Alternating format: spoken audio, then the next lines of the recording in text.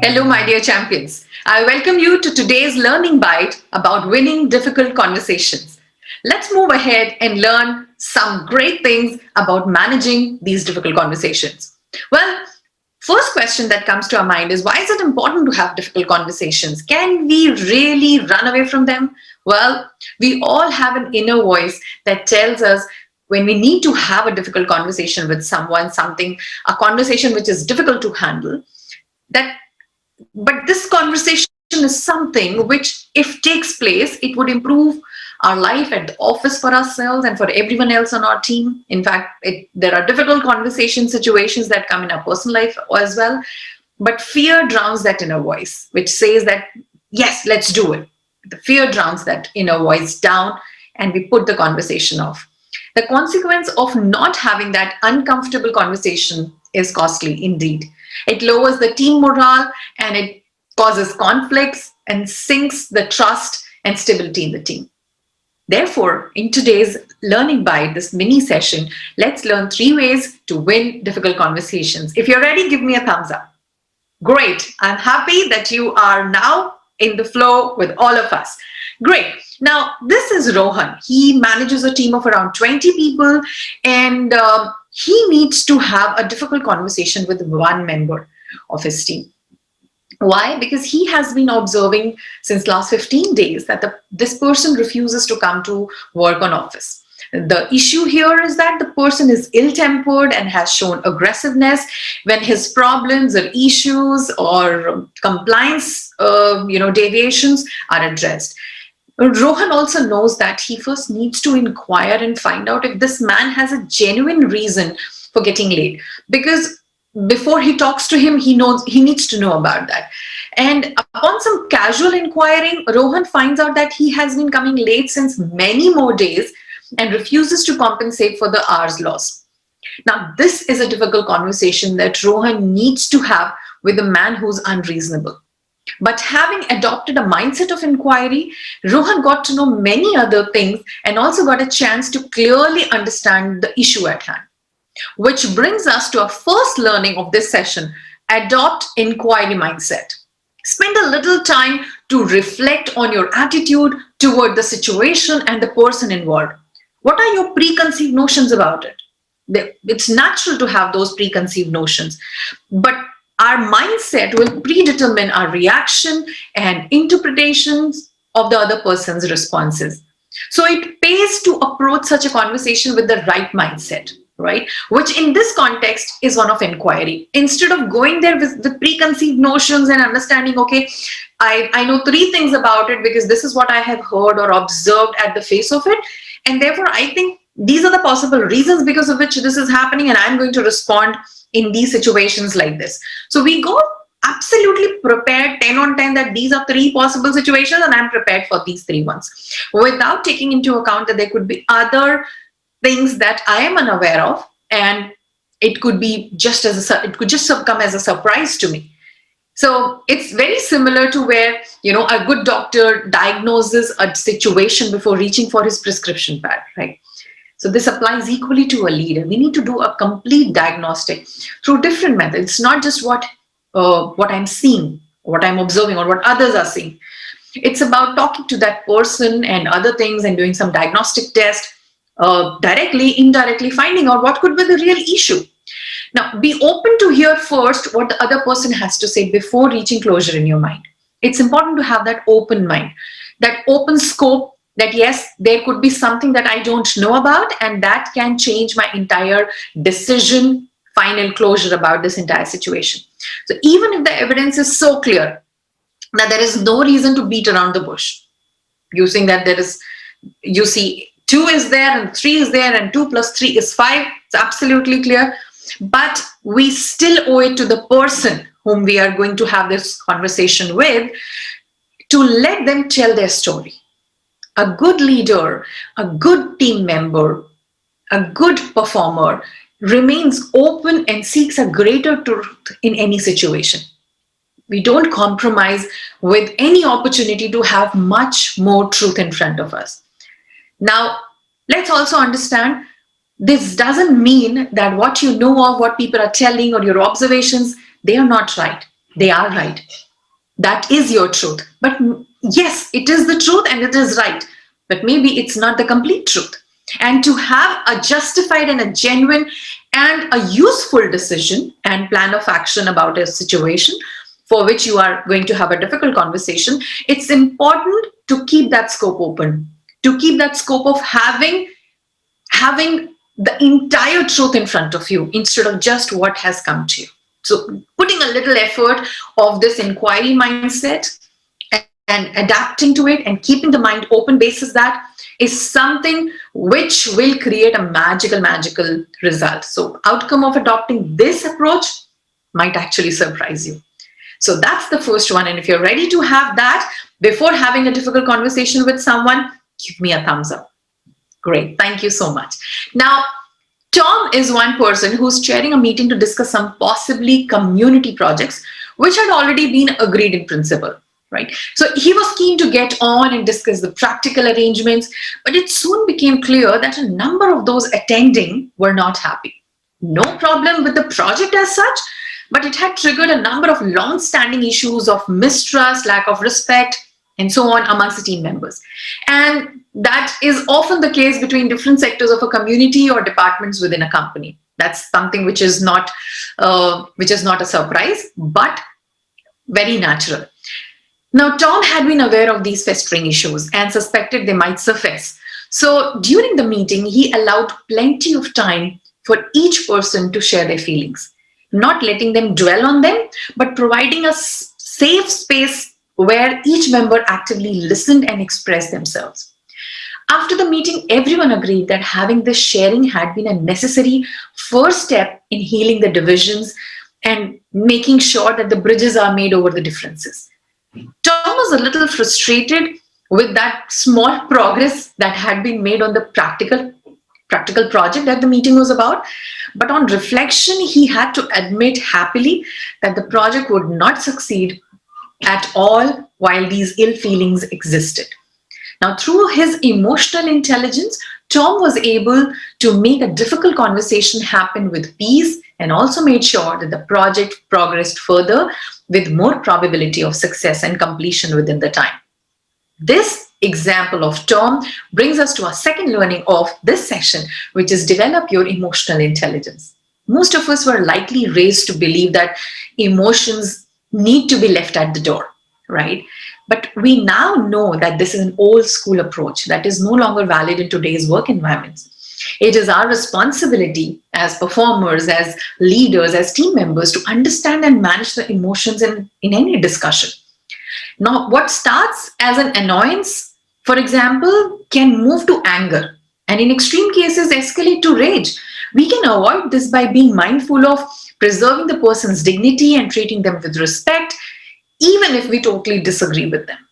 Emotional intelligence is all about using your emotions intelligently first and be aware and manage others' emotions also intelligently. So being aware of the unsaid, acknowledging what is not right and then acting according to it. Now, this doesn't mean that you're always talking happy to everyone. No. That also doesn't mean that you overlook or you don't pay attention to things that are not right. No. But while you do that, we have our entire focus on the emotional front as well. First, so that everybody's emotions are addressed to and acknowledged, because if people's emotions are not acknowledged, they don't feel connected. When their emotions are acknowledged and accordingly addressed, they feel connected, they feel much more desirous of being a part of the solution rather than being part of a problem. The second advantage of this is that at times there are a few people whose emotional intelligence is not that high or is not is not up to a level where they are able to manage it with others as well.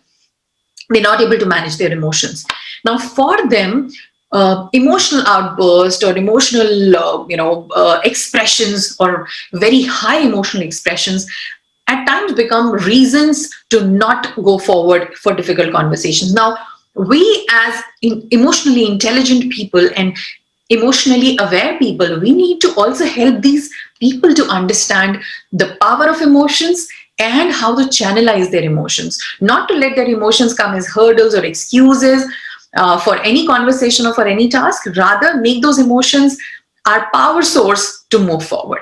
So, with developing these emotional intelligence, we not only help ourselves but also our team members, and the results are going to be phenomenal.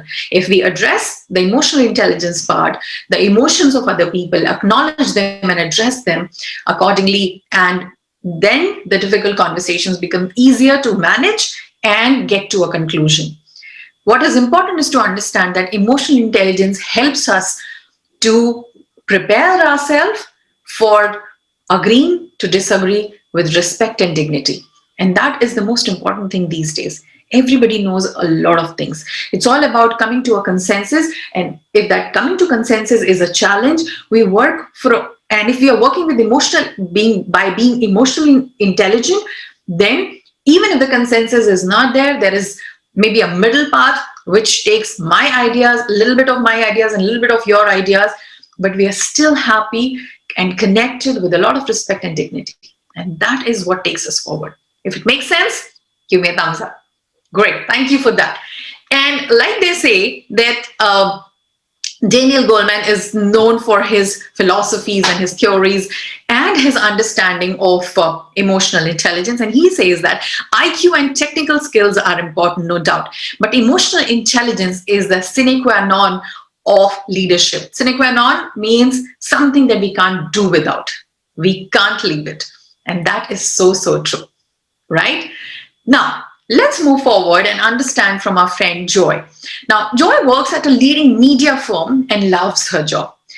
And recently, but she considered quitting. Now, her easygoing boss had received a well deserved promotion, leaving her with a new supervisor, one that Joy found challenging to work for.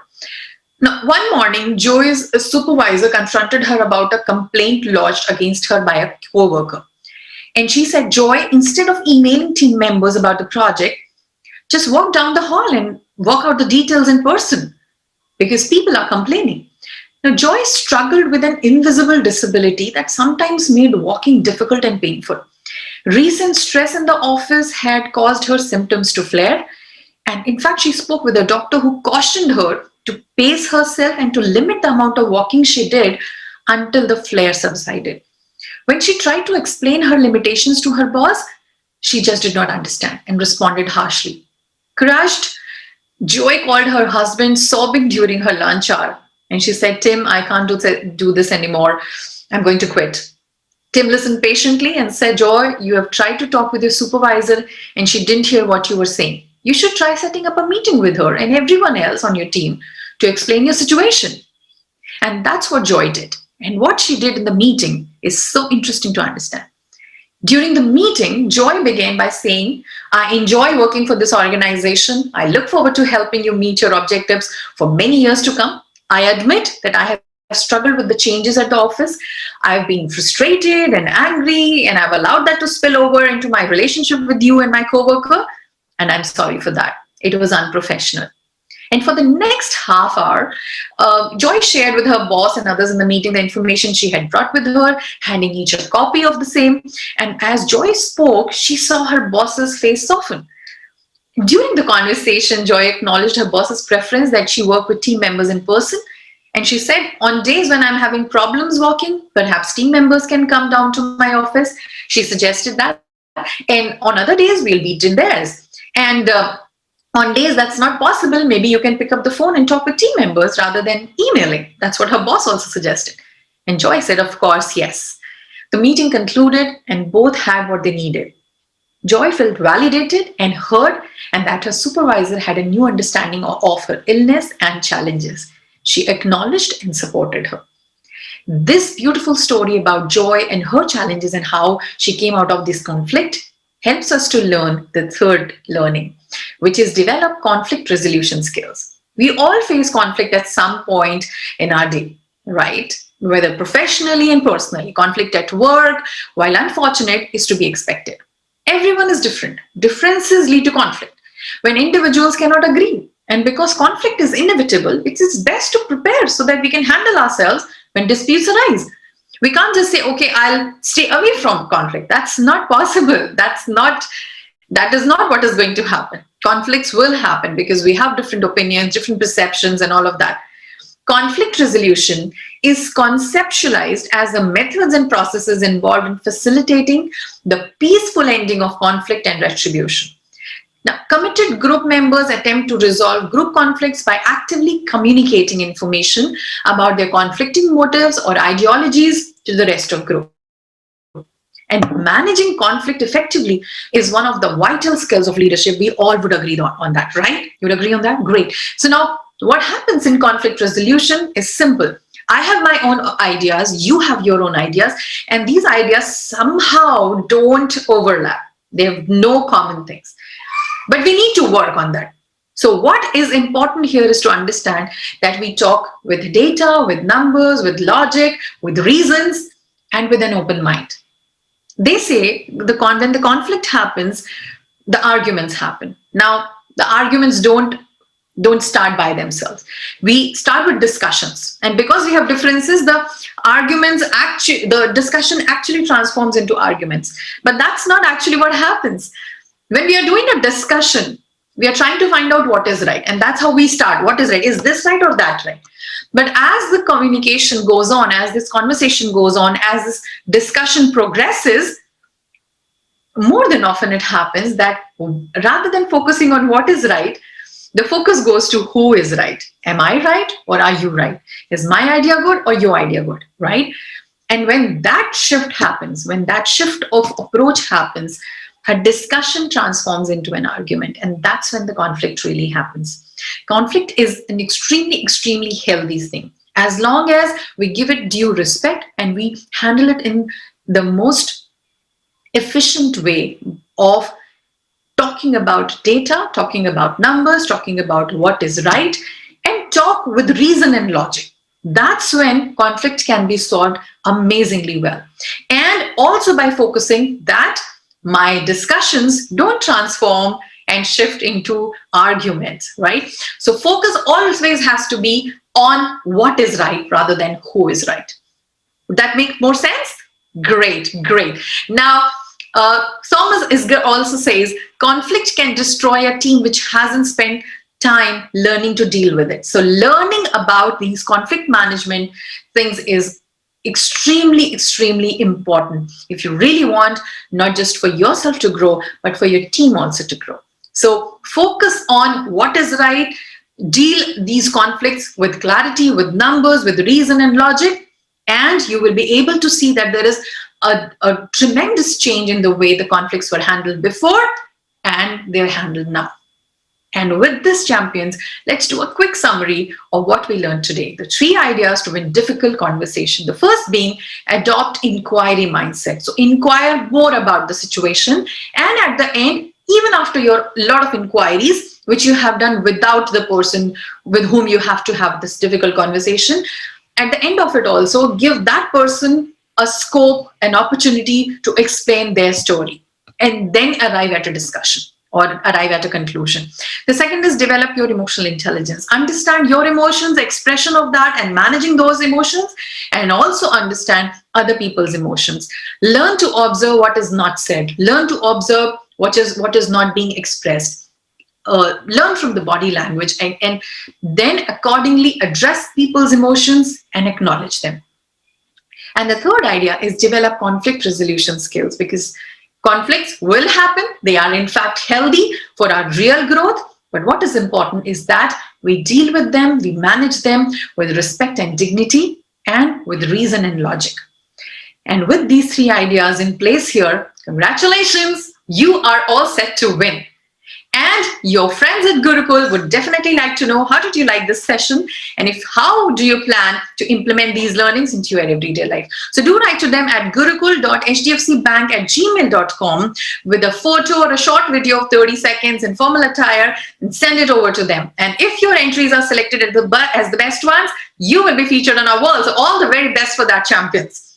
And if you wish to go on more such learning joy rides with us, you're most welcome to connect with us over LinkedIn. My name is Yasha Vatsa from Star Consulting Global, and I'll be happy to connect back with you. New Year is just around, and from the team of Star Consulting, we wish you a very, very happy new year.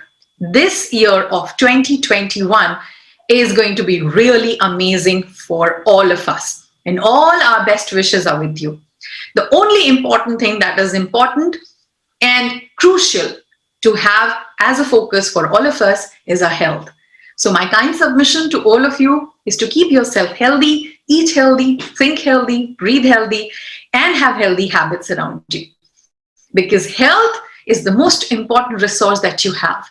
And the least amount of efforts we make towards making our health better, the better it is. So the habits should take care of themselves. The routine should take care of themselves. So adopt a healthy habit, adopt a healthy routine, keep yourself healthy, and I wish great health, great success to you and to everybody in the family and in your teams.